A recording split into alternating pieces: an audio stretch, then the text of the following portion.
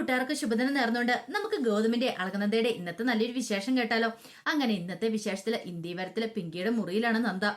നന്ദയ്ക്കാണെങ്കിൽ വല്ലാത്ത ടെൻഷനാ, എന്ത് ചെയ്യണമെന്ന് അറിഞ്ഞില്ല. വന്നിട്ട് തന്റെ മോളെ ഒന്ന് കാണാൻ പോലും പറ്റിയിട്ടില്ല.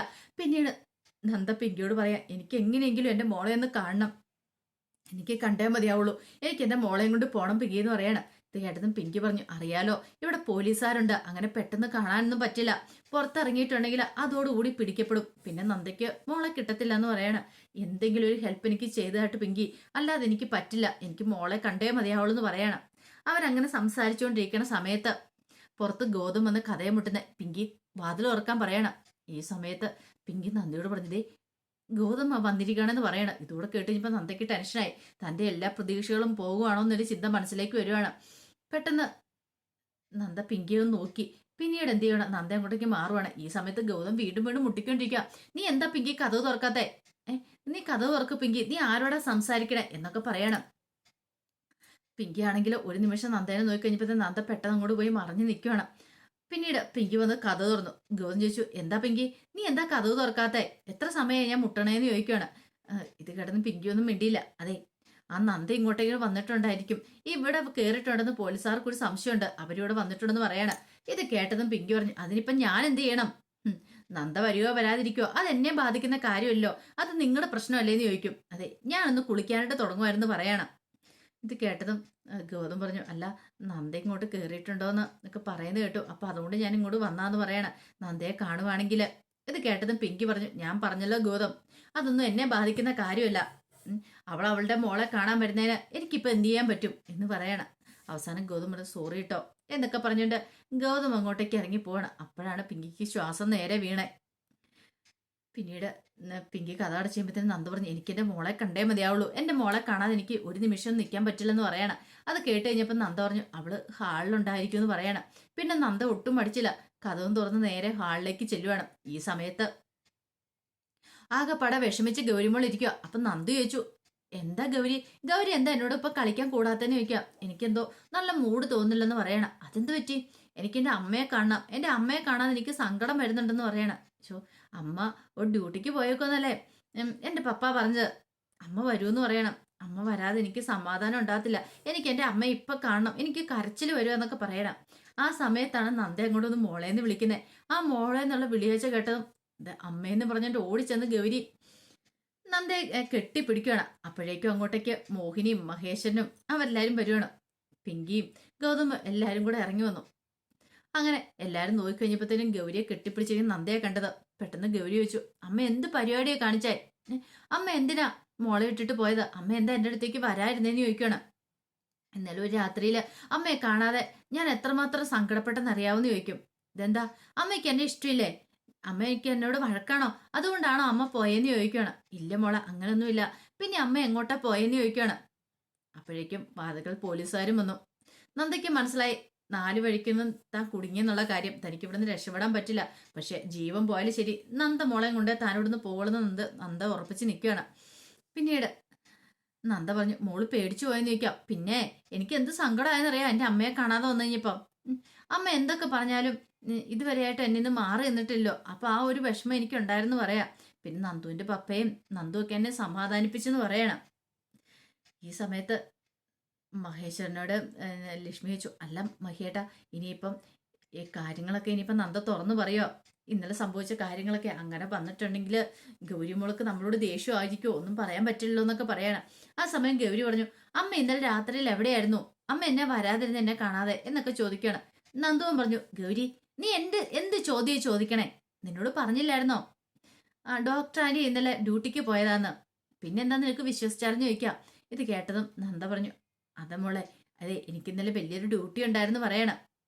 ഒരു കുഴപ്പം പിടിച്ച ഡ്യൂട്ടി ആയിരുന്നു. ആ ഡ്യൂട്ടിക്കിടയ്ക്ക് എനിക്ക് മോളുടെ അടുത്തേക്ക് വരാൻ പറ്റില്ലെന്ന് പറയാം. അതെ, ഇനിയിപ്പം ഞാൻ ഒരു കാര്യം പറഞ്ഞേക്കാം, ഇനി അമ്മ ഒരു ഡ്യൂട്ടിക്കും പോകണ്ട, ഞാൻ അമ്മയുടെ അടുത്തത് പോകത്തില്ല, എനിക്ക് അമ്മ വേണമായിരിക്കില്ല എന്നൊക്കെ പറയണം. ഇത് കേട്ടപ്പോൾ നന്ദ പറഞ്ഞില്ല, ഇനിയിപ്പോൾ അമ്മ മോളെ ഉപേക്ഷിച്ച് ഒരു ഡ്യൂട്ടിക്കും പോകത്തില്ല, എൻ്റെ മോളോടൊപ്പം തന്നെയായിരിക്കും ഞാനെന്ന് പറയാം, നമുക്ക് പോകാമെന്ന് പറയണം. ശരി, നമുക്ക് പോകാമെന്ന് പറയണം.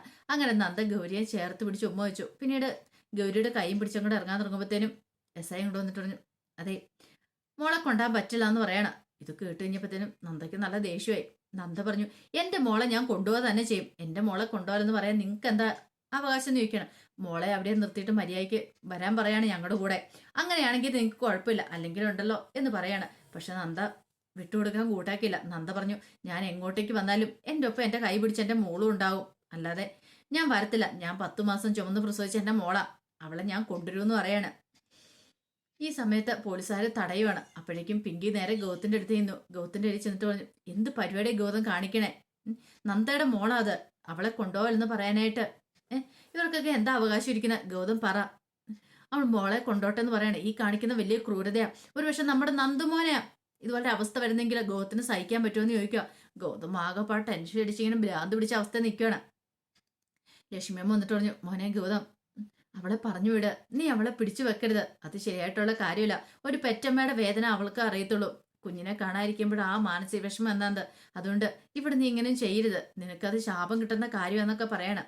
അവസാനം നന്ദ കുഞ്ഞിന്റെ കൈ പിടിച്ച് പോകാൻ തുടങ്ങിയപ്പോഴത്തേനും പോലീസുകാർ തടഞ്ഞപ്പോൾ ഗൗതം പറഞ്ഞു, വേണ്ട, തടയണ്ട, അവർ പോയിക്കോട്ടെ എന്ന് പറയണം. അങ്ങനെ നന്ദ മോളെയും കൊണ്ട് അങ്ങോട്ടേക്ക് പോവാൻ ഇറങ്ങി. ഈ സമയത്ത് SI പറഞ്ഞു, സാർ FIR ഇട്ട കേസാണ്, അതൊന്നും കുഴപ്പമില്ല, ഞാനല്ലേ പരാതി തന്നെ, അപ്പം ഞാൻ തന്നെ പരാതി പിൻവലിച്ചോളാം, അതോടുകൂടി പ്രശ്നങ്ങളൊക്കെ തീരുമല്ലോ എന്ന് പറയണം. അങ്ങനെ പോലീസുകാർ അങ്ങോട്ട് പോവാണ്. ഗൗതത്തിന് ആകെപ്പാട് ടെൻഷനായിപ്പോയി. ഗൗതം പിന്നീട് മുറിയിലേക്ക് വരിക. മുറിയിലേക്ക് വന്നാലും ഗൗതത്തിന്റെ മനസ്സിലേക്ക് പല പല ചിന്തകൾ വരുന്നുണ്ട്. അത് ഗൗരിയോ ഒപ്പമുള്ള നല്ല നല്ല നിമിഷങ്ങളായിരുന്നു. ഗൗരിയെ തോളത്തെടുത്ത് കൊണ്ടു നടക്കുന്നതും അവൾക്ക് പാട്ട് പാടി കൊടുക്കുന്നതും അങ്ങനെ എല്ലാം ചിന്തകളും മനസ്സിലേക്ക് വന്നപ്പോഴത് ഗൗതത്തിന് സഹിച്ചില്ല. വല്ലാത്തൊരു ബുദ്ധിമുട്ടായിരുന്നു. ആ സമയത്താണ് മഹേശ്വരൻ അങ്ങോട്ടേക്ക് വരുന്നത്. മഹേശ്വരൻ കണ്ടു ഗൗതത്തിന്റെ വിഷമം. പിന്നീട് മഹേശ്വരൻ വന്നിട്ട് പറഞ്ഞു, എനിക്കറിയാടെ മോനെ നിന്റെ മാനസിക വിഷമം എന്താന്ന്. ഒരച്ഛൻ എന്ന നിലയിൽ ഞാനിത് കണ്ടതാണ്. ഗൗരി പോകുന്ന സമയത്ത് നിന്റെ കണ്ണുകളിൽ നിന്ന് എനിക്കത് വായിച്ചെടുക്കാൻ കഴിഞ്ഞെന്ന് പറയണം. ഗൗതം പറഞ്ഞു, ഞാൻ എൻ്റെ മോളെ സ്നേഹിച്ച് കൊതി തീർന്നിട്ടില്ല. 5-6 വർഷക്കാലം എന്നിൽ നിന്ന് അടർത്തി മാറ്റിയിരുന്നതല്ലേ, ഇപ്പോഴെൻ്റെ കയ്യിലേക്ക് കിട്ടിക്കഴിഞ്ഞപ്പോഴത്തേനും ഒരു നിമിഷം കൊണ്ട് എല്ലാം നഷ്ടമായി പോയി. എനിക്ക് എൻ്റെ മോളെ വേണോ അച്ഛാ, എൻ്റെ മോളില്ലാതെ എനിക്ക് പറ്റില്ല എന്ന് പറയണം. ഇത് കേട്ടതും മഹേശ്വരൻ പറഞ്ഞു, നീ ഇങ്ങനെ വാശി പിടിച്ചാൽ എങ്ങനെ കാര്യങ്ങളൊക്കെ ഒന്ന് ആലോചിച്ച് നോക്കിയേ. ഇത്രയും കാലം അവള് കുഞ്ഞിനെ ഇങ്ങനെ കൂടെ ഇങ്ങനെ ചേർത്ത് പിടിച്ച് കൊണ്ടുവരുന്നതല്ലേ, പെട്ടെന്ന് ഒരു ദിവസം നീ അവളെ തട്ടിയെടുത്തിട്ടുണ്ടെങ്കിൽ നന്ദയ്ക്ക് സഹിക്കുവോ? അവൾ എത്രമാത്രം വേദന അനുഭവിക്കുന്നുണ്ട്.